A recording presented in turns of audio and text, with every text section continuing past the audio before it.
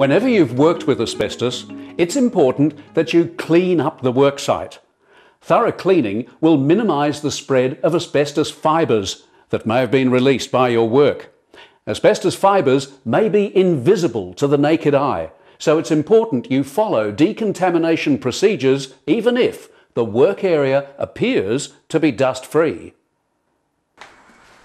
When setting up the asbestos work area, it's important to have a decontamination area adjacent to the asbestos work area.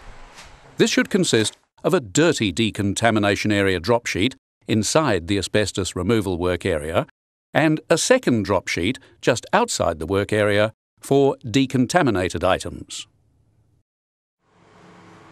When decontaminating your worksite, there are a number of key steps which must be followed in the correct sequence. First, any equipment or tools you've used should be cleaned using wet wipes and moved to the decontaminated area drop sheet. Any tools or equipment which cannot be decontaminated and needs to be reused for asbestos-related work should be double-bagged into asbestos waste bags. These tools may only be removed in asbestos work areas while wearing full PPE. Anything that can't be cleaned or reused should be discarded as asbestos waste. Then, the drop sheets should be vacuumed to remove all visible dust and debris. Place the nozzle of the vacuum cleaner on its side so you don't suck up the polythene sheets. Then, with your protective garment still on, step off the drop sheet. Wrap it to contain any stray asbestos fibres and dispose of it in a waste bag. Before personal decontamination takes place, the asbestos waste bag should be sealed.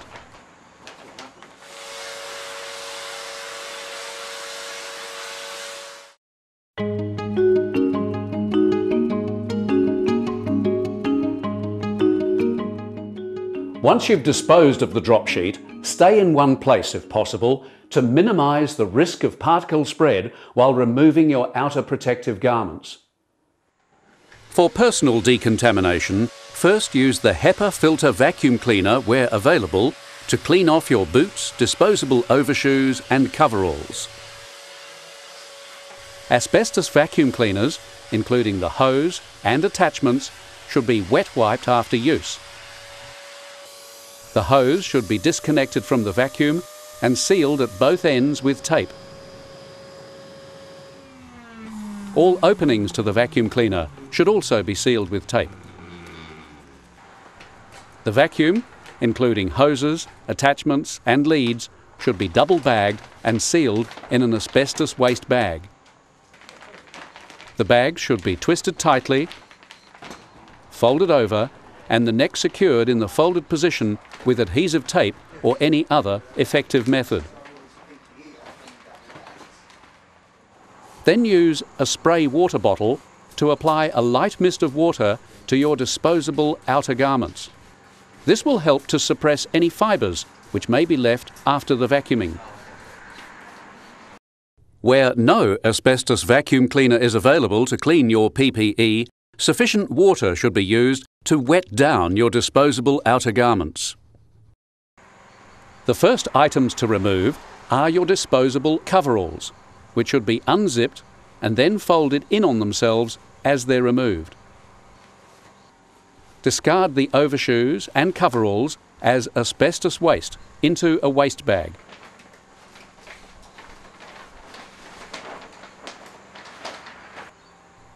Remove your gloves and place them in the asbestos waste bag.